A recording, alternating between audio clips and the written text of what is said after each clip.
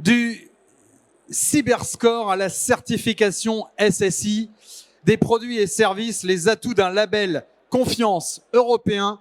Nous voyons ça avec Luc Delfa et Gabriel Leperlier de la société Allmonde. Bonjour messieurs, bienvenue. Bonjour. Allons-y. Bonjour à tous. Alors, si vous êtes RSSI ou travaillez dans une équipe de cybersécurité, vous connaissez la douleur, il n'y a pas d'autre mot, de remplir les fichiers Excel à chaque RFP où vos fournisseurs vous demandent d'attester de vos pratiques en cybersécurité. Souvent, c'est très compliqué. Bien entendu, à chaque RFP, ce ne sont jamais les mêmes questions, parce que sinon ce serait trop simple. Et puis vous vous dites, il y a peut-être un problème de périmètre, et je réponds comment donc vous posez toujours ces questions.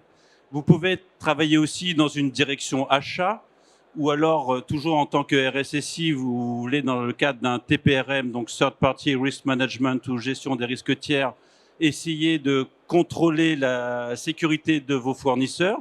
Alors vous pouvez en avoir 10, 20, 50, mais certains d'entre vous en ont peut-être 1000, et gérer en fait ces fichiers Excel, répondre, concaténer les réponses, analyser, demander des compléments, ça devient très très compliqué. Alors la bonne nouvelle, c'est qu'on commence à avoir des solutions pour un peu automatiser tout ça, et je vais passer la main à Luc qui va vous passer le prochain. Oui. Donc, effectivement, on arrive à ces gros Excel qui sont absolument terribles. Terribles à la fois quand on doit les produire, les remplir, les lire, les concaténer. Et ça, c'est vraiment une peine pour tout le monde. Mais on se rend compte aussi que ces fichiers ne sont pas exploitables pour tout le monde. Comment faire pour demander à ces fournisseurs des informations sur leur sécurité? Comment faire pour avoir confiance dans ce qu'ils vont nous répondre? Et comment faire lorsqu'on est finalement un consommateur de services numériques pour avoir confiance dans ce que l'on va consommer, ce que l'on va récupérer et les services donc, que l'on va utiliser sur Internet ou que l'on va utiliser simplement pour la sécurité de ces données. Donc, est arrivée donc l'idée du cyberscore, donc cette notation, cette façon visuelle de rendre compte et de publier donc des choses sur une information digeste sur le niveau de sécurité. Ce cyberscore, hein, vous le reconnaissez là-haut, en fait, c'est le visuel qui est un petit peu, je dirais, rendu public sur ce sujet. Ce visuel, il arrive et il sera obligatoire pour certains types de services, donc à partir du 1er octobre 2023. Bon, aujourd'hui, c'est un début de solution pour permettre d'échanger et de communiquer sur la sécurité. Mais ça, c'est ce qui arrive maintenant, ce qui arrive en France, qui arrive de manière limitée, je dis déjà, sur donc des services, des grands services numériques destinés au grand public. Mais ça, c'est pour le grand public et ça, c'est encore un tout petit peu loin pour les professionnels et pour communiquer entre business. Donc, comment est-ce qu'il faut faire? Comment est-ce que l'on peut faire si on veut faire mieux que simplement donner l'équivalent d'un cyberscore à ses clients ou demander à ses fournisseurs leur score? Bonne question. Alors, on y réfléchit déjà depuis quelques années. Depuis 2018, notre équipe SOC Allmonde avait déjà cette idée de sortir un cyberscore. On l'a fait bien sûr maturer tout ça. En 2020-2021, on a sorti même la version 2 de notre cyberscore. Et en 2022, on a créé notre société sœur Board of Cyber qui fait partie du groupe iField et qui est donc et qui porte ce security rating. Vous voyez, c'est quelque chose qui est finalement pas si vieux que ça. Ça n'a que 3-4 ans et pourtant avec ce cyberscore, on a dans l'idée en fait de simplifier en fait le travail qu'on vous a expliqué tout à l'heure. Alors pour l'instant en partie, mais vous voyez que ce travail qu'on fait depuis 4-5 ans, eh ben, nous et nos confrères, hein, enfin ceux qui ont d'autres solutions de ce type, eh ben, on cherche constamment à l'améliorer. Alors, qu'est-ce qu'on cherche à améliorer? Bien sûr, on cherche à améliorer le score, histoire que ce score qu'on vous donne se rapproche de plus en plus finalement d'une évaluation de votre sécurité, en tout cas au tout début vu de l'extérieur. On affine ces méthodes, on affine nos algorithmes. Ce sont des algorithmes qui ne sont pas intrusifs, donc ce ne sont pas des scans de vulnérabilité, ce ne sont pas des tests d'intrusion, mais on va collecter sur Internet tout ce qu'on trouve et qui va pouvoir finalement nous donner une évaluation du coup de votre cybersécurité vue de l'extérieur. Et ce qu'on cherche aussi à faire, c'est, et on le voit d'ailleurs dans notre interface Security Rating, que la manière de le présenter évolue. On essaie d'optimiser l'expérience et le rendu pour les utilisateurs.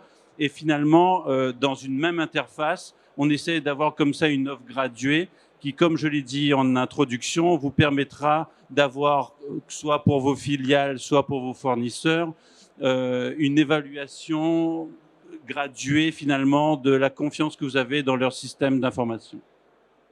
Et donc, et c'est l'objet de notre FIC Talk aujourd'hui, on aimerait proposer, en fait, on aimerait aussi vous dire vers quoi on pense que la législation, y compris européenne, va. Donc, aujourd'hui, l'idée va être d'aller sur quelque chose qui va converger, quelque chose qui va aussi rendre les choses beaucoup plus transparentes. Parce qu'aujourd'hui, pour avoir de la confiance, il faut donc de la transparence, un cadre, je dirais, de partage d'informations qui soit lisible, qui soit exploitable, qui soit compréhensible par tous ceux qui vont avoir à la consommer. Et avoir donc quelque chose qui va se construire de manière robuste et qui va permettre justement de répondre aux problématiques de la confiance entre tiers, entre un client et ses fournisseurs, entre une maison mère et ses filiales, et donc la confiance dans un écosystème.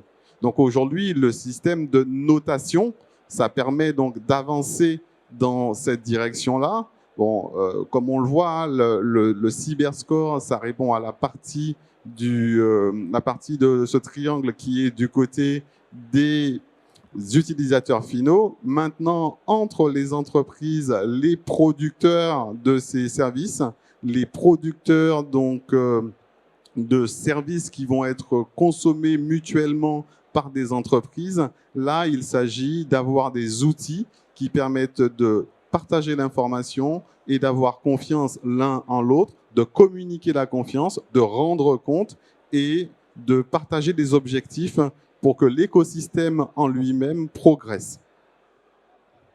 Donc, la réponse, ou en tout cas une partie de la réponse, donc élabore au-delà du cadre déjà conçu et mis en place donc dans la réglementation française et va au niveau de l'Europe amener des réponses complémentaires en adressant plus loin donc le périmètre, c'est-à-dire en s'adressant à d'autres entreprises, en mettant en place un cadre qui va être un cadre de certification avec des tiers identifiés, avec donc des points de contrôle qui vont être listés, qui vont être des points de contrôle qui vont avoir du sens pour tout le monde et qui vont permettre à tous de pouvoir parler d'une même voix en termes de sécurité.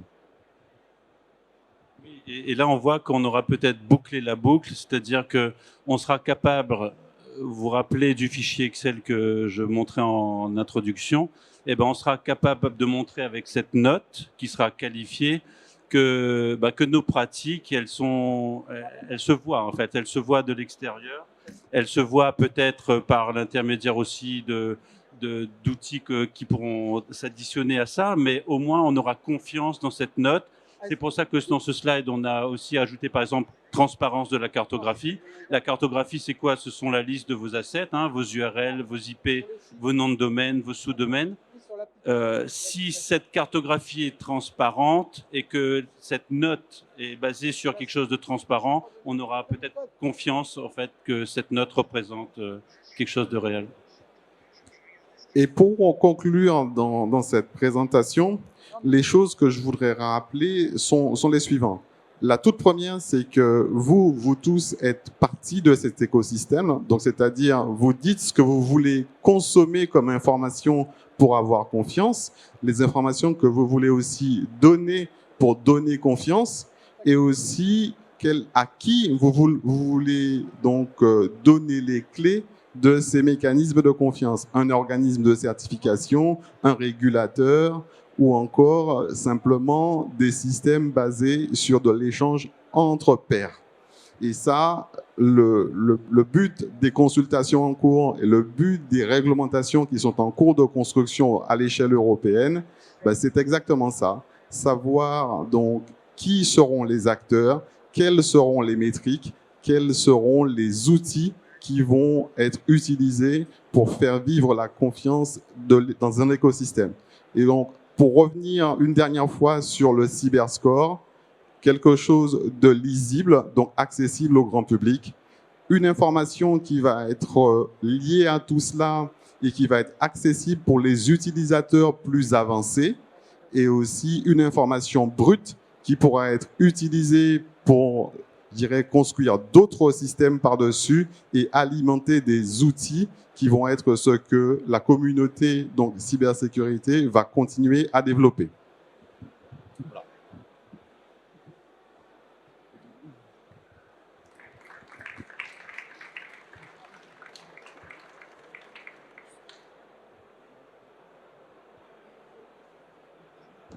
Je ne sais pas si vous avez des questions. Oui, bien sûr, si quelqu'un a une question, on a le temps.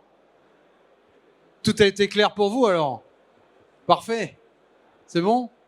Pas de questions? Ça marche. Eh ben voilà, tout c'est que la présentation était nickel. Merci, oui, vous pouvez applaudir. Merci messieurs.